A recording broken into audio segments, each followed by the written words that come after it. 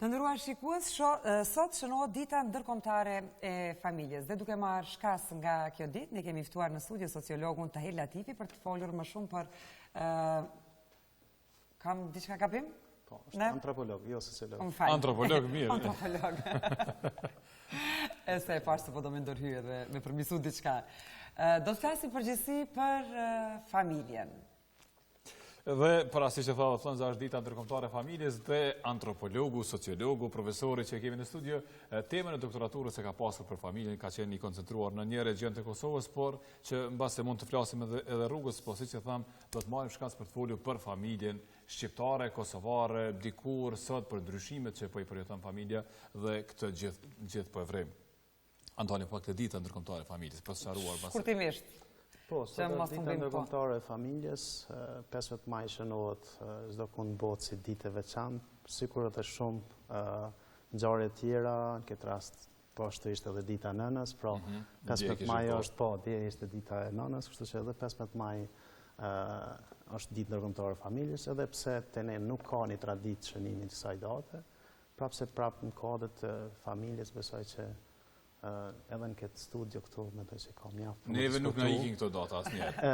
Besoj që ka më mjaft për të diskutuar. Në botë shërben për të organizuar aktivitete për të rritë, ndërgjegjësimin për rëndësinë e familjes dhe për gjitha themi ato komponente tjera. Edhe për rolin që duhet ta ketë familja. Po, flasim pak për familjet shqiptare, familjet tona. Duket se kanë ndryshuar themi nga familja tradicionale tash në familjen moderne. Realisht, nëse marrim çka është tradicionale, prapë mbetemi aty diku mirë, po ka ndryshimet që duken. Ndryshimet kanë filluar kryesisht varësisht prej regioneve në vitet 90, po ndryshimet më të mëdha në mënyrë rapide kanë ndodhur mas luftës të vitit 98-99 dhe varësisht të ndryshime varësisht për gjeneratave, për individëve, unë kam edhe kolegë të cilët të ndryshime nga njëherë i shohin të cilë krizë, degenerim, apo varësisht se s'ka, ndoshta pyetjet janë pikërisht divorcet e shpeshta që ndodhin, po unë mendoj se nuk ka, domethënë krizë familja shqiptare, mund të ketë shtymje të martesave, mund të ketë prishjet martesave që realisht unë i qëndroj asaj vijes se divorci nuk është kriza, po është zgjidhja krizës brenda familjes që mund të më qenë, për faktin se në bazë të studimeve të mia kam vrejt disa herë se njerëz që kam intervistu që thjetën kanë pas probleme dhe për shkak të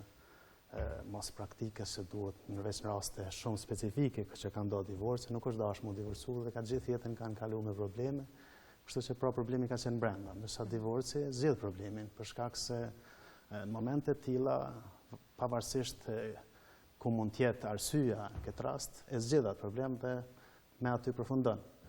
Mandej shfaqen probleme tjera, pikërisht pikpyetja është rasti kur ka dhe fëmijë, në këto raste dhe me çka ndodh, pikërisht mbesin të tradicionale ku e thash se prapë edhe në raste kur ka divorc, pikërisht në ndikim traditës, shumicën e rasteve anashkalohet dhe gjykata dhe fëmia prapë shkon te baba, pikërisht për shkak se shoqënitë patrilinare, patriarkale kanë praktikë që fëmia shkon vi gjakut, kështu që gjaku në këtë rast identifikohet përmes vijës mashkullore dhe i takon babës. Dhe unë kam evidentuar shumë raste ku anashkalohet dhe gjykata ose gjykata ndikohet prej çanave të tilla dhe keq përdoret ndoshta për shembull qendra për punë sociale është ajo që evidenton se kush duhet me qenë në këtë rast a ka kushtet ekonomike, shëndetësore të tjera dhe në këtë rast manipulohet ta zonë qendra për punë sociale dhe gjykata vendos në bazë të vendimit ose propozimeve që jep qendra për punë sociale se cili prej bashkëshortëve është në gjendje me marrë fëmijën. Dhe unë kam gjetë raste kur është keq përdorur kjo, qendra për punë sociale ka thënë që nana është e pazonja për me marrë fëmijën dhe gjykata normalisht është bazuar në bazë të asaj dhe asnjëherë s'ka mujt me kthy fëmijën pikërisht për shkak të këtyre gjëra. Kështu që kjo është ona tradicionale, po. Për këto ndryshime që po i përjeton familja shqiptare sot në Kosovë posaçërisht, faktikisht a është parciale ky ndryshimi që ne e vrem tek familjet kosovare, kemi ende dallime të zëm nga regioni në region, a vjen shprehje edhe diçka tjetër, faktikisht ka regione, kjo varet varësisht prej konfiguracionit të terrenit, prej strukturës fshatit, nëse shkojnë të ruralja, gjithsesi në qytete ka ndryshime më të mëdha, për shkak se është jeta më dinamike, janë kontakt më shumë me zhvillimet që ndodhin, po për shembull në regionin ku unë kam ba, ka ndryshime evidente, për shkak se aty realisht edhe gjatë periudhës socializmit ka pas ndryshime ose transformime të mëdha që kanë ndodhur pikërisht për shkak kontakteve që ka pas peja ka qenë afër, si qendër mandej edhe arsimimi ka fillu shumë herët është për regioneve të para që ka fillu Deçan Gjakov, edhe mësues të parë kryesisht krejt rrafshin Dukazhinit Bile dhe në territor të fushës Kosovës kanë ndërtu, kështu që kanë fillu herët.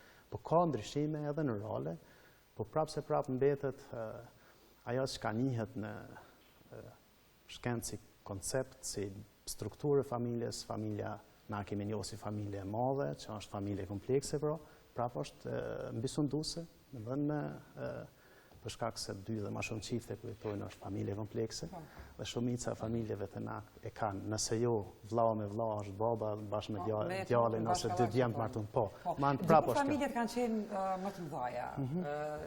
Një çift ka lindur shumë fëmijë, ndërsa tani në maksimum deri në 3 fëmijë. Për shkak të obligimeve të mëdha të çiftit. Te ne tash realisht në bazë të studimeve që kanë bërë dhe statistikat që evidentojnë domethënë këto ndryshime, rënja e lindshmërisë, e natalitetit ka filluar vitet 90-ta, nëse mund të thënë prej 5-6 mijë ka rënë 3-4, ndërsa tash në bazë statistikave është në 2.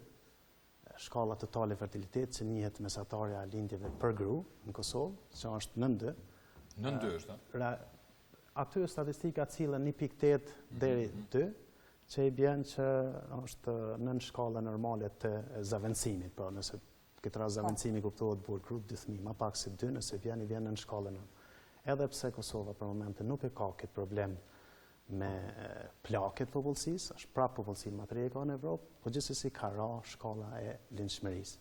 Ka shumë arsye pse këto ka pas në një farë thirrje më herët apo lloj debatesh që kanë problem pse gjeneratat e reja nuk martohen ose pse vajzat nuk lindin, nuk martohen dhe në njëjtën kohë me lind. Ka shumë arsye, nuk është një kryesorja kjo që egoja, sepse nganjëherë pretendohet se konsiderojnë që është më mirë me jetu vetëm, po në gjithë e dimë se Kosova përballet me një shkallë të lartë papunësisë, dhe sidomos shkalla më e lartë është e tretë, dhe i dim politikat sociale në raport me mbështetjet edhe në pushimin e leonisë dhe po ashtu dhe pagesat që mund të ketë për shembull për fëmijët, veçantë në fazën këto nuk ekzistojnë të na, dhe është shumë vështirë në mukara me intervistu shumë raste ku edhe në martesë, domethënë burri me gruan janë të varur prej babës, prej pagesës babës dhe ende nuk kanë mujt me punu asnjëherë, kështu që është vështirë, sot gjeneratat e reja nuk e dojnë këtë gjendje sepse kushtimisht themi edhe për pampersa, më kujdes baba. Edhe kanë kërkesa tjera si janë të arsyeshme, se dim pushimi leonisë nuk është i përshtatshëm për nanat, sidomos se këtu në privat në Kosovë, nuk është i përshtatshëm për nanat që punojnë dhe është jo stimulus, në shumë raste kanë rrezikuar edhe për vend punës. Ka ekzistojnë raporte që për shembull në sektorin privat është një raport i USAID-it që thotë se citata caktume prej punëtonësit janë kërkuar me nënshkruar një deklaratë që në moment kur mbesin shtatzonë të dalin vetë nga puna. Kështu që kjo është mjaft shqetësuese për statin të na, edhe pse tash po kërkohet në vend se të përmirësohet. Shumica vendeve të Unionit Evropian tani veç e kanë edhe baballarët marrin pushim leonisë pikërisht për shkak lehtësimit pozicionit nënës që mas një faze 1 vjeçare mundet me u kthyn punë, në të njëjtën kohë barrën për kujdesit vazhdueshme e merr dhe baba, sepse është punë që edhe nana ka nevojë me kriju shkputje të gjatë prej punës. Për shkak se mund të ketë investuar kohë të gjatë në karrierën e saj dhe është normale. Dhe kjo është një prej arsyeve që të na pse ka ra kjo, nuk është asgjë tjetër. që egoizmi nuk është pyetje. E kur jemi këtu, dëllidheni se sa janë të barabartë në familje, apo çfarë ka roli ka gruaja dhe çfarë roli ka burri? Çfarë thot nëse e ke përfshirë raport? Varësisht, sigurisht, më thënë, varësisht prej perspektivave që shohim dhe dikush, për shembull, ka të kolegë të mi apo kolege që konstatojnë se nuk ka ndryshime në të raporte, mirë po vërtet ka ndryshime, për shkak se të zonë të kalumen, raporti kryesor ka qenë babë-djalë, relacionin kryesor me në familjes. Edhe komunikimi kryesor. Edhe kryesor, ose baba me vllazërit e tij nëse ka qenë familja ende ma zërum këtë për nga numri ose dhe struktura. Dhe vetë mënyra jetesës në hapësirat ndame që burrat veç dhe gratë veç e ka determinu këtë faktor dhe kontaktin mes burrave dhe grave ka qenë gjatë ditës thuja fare s'ka pas kontakt dhe gjitha bisedat, marrëveshjet janë bën kryesisht mes burrave. Ndërsa sot hapësira e përbashkët e ndenjas ka mundësu që deshte apo s'deshte, gjithsesi gjatë ditës diskutuar në gjëra të përbashkëta. Dhe në këto raporte më të diskriminuarit, nëse mund të quhet, të diskriminuar janë plesht, ka rënë intervistu shumë dhe ata janë në pozicione më të vështirë për faktin se ta zonë nëse tash ai ka 80 vjet, aty ka rënë diku rreth 60 vjet me jetu veç me burrë. Edhe ka të vështirë me përballukin ndryshim sepse gjatë intervistave shumë prej plezhëm kanë thënë se kur i kanë bërë pyetje si ndiheni me keni ndeja me shok tuj, me gjeneratës, dhe ata thëshin qysh ta zonë nuk mund me arë një plak dhe me nejtë tu ku ka gradë mi po bisedat e tona, qysh jam mësu gjithmonë mi pas. Si përshkruajnë këto ndryshime ata për shumë? Ata, gjithsesi pozitivisht, mirë po relacionit tyre me ndeja tjera, sepse kanë ekzistu dikur odat kur kanë nejtë, tash ata edhe odat janë, po nuk ka njerës kush me nejtë. Po rrinë burra e gra bashkë. Dhe me ndeja është e përbashkët dhe ky pra është ndryshimi i relacionit mes nëse dikur kanë qenë vi vertikale, sot ka raporte horizontale, paralele, pra ajo që njihet bilaterale, mes burrit dhe gruas, dhe nuk është më veç ajo burrat kryesisht, ose hierarkia e moshës dhe e gjinisë që ka qenë një prej faktorëve kryesor, sot ka filluar me zanë vend edhe këto raporte, vetë vizitat ndërsjella që ndodhin në relacion të me të familjes e gruas, që janë më të shpeshta se sa në kalumen, kjo e tregon mas miri se këto raporte janë forcu ma shumë dhe i vren të gjyshrit në familje që i trajtojnë njëjtë si një prej të mbesërët, si nga vija e djalit, po ashtu edhe nga vajzës, pikërisht kontakteve shpeshta që ndodhin, pra nuk mundet me u thanë mo që ekziston veç edhe pse në praktik janë përdorë gjithmonë nip dhe mbesa veç të vajzave, mirë po sot kanë për shkak të vizitave të shpeshta që shkojnë të daja, këtë rast, ka një trajtim tuja se gati të barabartë, mjetë me si fëmija djemve në këtë rast, si niprit. Këto ndryshime që janë bërë në familjen kosovare që po i potenconi edhe ju, a janë bërë kështu në mënyrë graduale, apo ka një kapërcim të shpejt? Edhe duke qenë kapërcim i shpejt, a është e përballueshme, a është mirë e menaxhueshme nga shumica e familjeve në Kosovë? Problemi kryesor që ndron shoqëritë tranzicionale, ose në rast të konfliktesh, shumica e vendeve të bllokut lindor janë përballë pas rrëmës komunizmit, janë përballë me ndryshime rapide. Për shembull, deri në fund të 90-tave, Ukraina ka qenë përqindjen më të ulët ka pas të natalitetit, ka rënë deri në 1.4, gjitha janë përballë me këto probleme. Por shoqënia jonë është përballë më shumë për faktin se deri në 90-ën nuk kanë ndodhur shumë ndryshime, shumë transformime të mëdha në familjes. Transformimet kryesore kanë ndodhur pas luftës. Dhe në shumë raste, ta zëm këtë farë nëse mund me quajt ndamen ose prishjen e strukturave të mëdha të familjes, kanë ndodhur më një herë kur kanë dalë refugjat. Për herë të parë shumë çifte në Kosovë ju ka rënë ndajt veç çifti bashk, mbas i kanë dalë. Për shkak se situata ka imponuar një rrethon tillë dhe tash ajo ndjenja e jetumit vetëm për një 3-4 muaj apo 6, varësisht sa ju ka pëlqyer. Ju ka pëlqyer. Është reale kjo. Edhe tash edhe dim që sidomos zona rurale, qytetet nuk kanë preku me ditë sa për ashtim Gjakova, Peja që janë ndjek më shumë. Edhe Roveci. Kur janë këthy në Kosovë, shumica shtëpive janë ndërtuar me ndihmat e organizata ndërkombëtare, normalisht edhe me mërgatës. Tash organizatat ndërkombëtare nuk kanë qenë të interesuar me investuar në shtëpia të mëdha. dhe ata kanë investu për ndërtim të shtëpiave të vogla që kanë qenë kryesisht për ato që kanë jetë për një familje të ngushtë ose nukleare.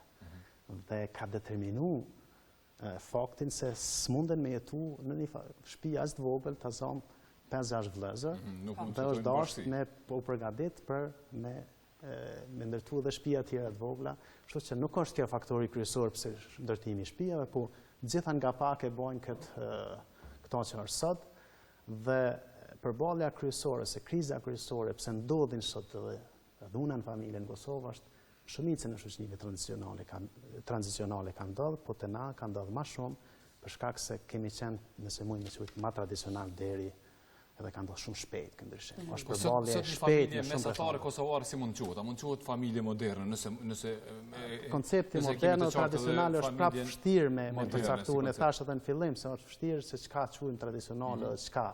Tash ti duhet kjo vetë si terme. Deri dikur, familja ka qenë më madhe, kanë qenë më të konservuar, më të mbyllur, tash familjet janë gjithsesi ka ndryshuar ky relacion edhe në rurale edhe në urbane, pra në të dy aspektet nëse e shohim, po familjet janë më të hapura në komunikime të tjerë dhe gratë dalin, munden me dalë edhe pa burra, se diçka që s'ka ndodhur ta zonë do shta deri në 90-tat, blemjet e ndryshme edhe në zonat rurale, po një që ka është evidente kur e shes se mu më ka rabë edhe këtë pyetje me shtru gjatë lëmtimeve të mija, si që përmena nis Deçanit, aty kam bo lëmtimin për temë doktoraturës, ka qenë edhe kjo pyetje, kush menaxhon me financat e familjes. Dhe ka pas raste kur ta zonë gjithsesi ka qenë zogjona dhe gjatë shkrimit anonim, dhe me thënë persona se kush, të dytë kanë qenë duke punuar dhe kush e mban kuletën? Ideja ishte kush e mban kuletën. Ishte problema kush e mban. Dhe tash në një rast dikush aty burri tha që gruaja punon më shumë për shkak të specifika ose punës profesionit që e ka, dhe këtu i lejmë tollat, mirë po në mbrëmje i marrën. Dhe ideja është për shkak se dhe kur është thjesht një njëjtën pyetje gruas, pse do të thënë është ky raport, për shkak se konteksti social, kulturor, aty e determinon një gjatë tillë, sepse është vështirë ta zonë me shku një gru me bën pazar për tokën në një fshat për tokë ose për me marrë me qira ose me ble tokë apo diçka të tillë. Gjithsesi shkojnë bashkë, bëhet biseda bashkë, por prapë është burri më shumë. Po, më shumë. Kjo është burri si lidhë me gruaja. Gruaja vendos, burri vendos. Ka ndryshuar ky raport, domethënë nuk është që gjithmonë pa burrat kanë vendosur kryesisht. Sado që nganjëherë mundohen me thënë që edhe në kalume nuk kanë pyet gratë, ndoshta ka mujt, por nuk besoj sepse vetë vjetrit kanë pyet pak matinës. Po jo, se kanë qenë raporti i tillë nëse kanë jetuar në familje me, domethënë të zgjeruar me 5-6 çifte bashkë, kryesisht burrat kanë qenë që kanë bërë bisedet, kanë mujt me konsultu me granë në një rast specifik, po jo, për shkak se burrat kanë qenë se në bazë shoqënisë patrilinare, patriarkale, trashëgimia ka shkuar në vijë mashkullore. Dhe vetë çdo gjë bëhet lidhur rreth pasurisë. Pak edhe këtë punën e trajtimit të fëmijëve brenda familjes, vajzë, djalë, pastaj çështjet e trashëgimit e shumë çështje tjera. Koha shkoi shumë shpejt, këta ishin minutat të cilat kemi rezervuar për zhvilluar. Faleminderit edhe për juve. Do ta kemi profesorin edhe herë tjera në studi, sigurisht për të trajtuar ato. Faleminderit shumë dhe uroj që njerëzit të reflektojnë edhe jo vetëm këto ditë, por në përditshmëri se vërtet shoqëria jonë po përballet me probleme siç është dhuna familje që është më e dhëmshme në këtë rast dhe besoj që do t'i kalojmë të probleme. Edhe ajo motoja që familja është e shenjtë mos mbetet thjesht një moto, por të respektohet edhe në praktikë shumë më tepër. Faleminderit edhe një herë.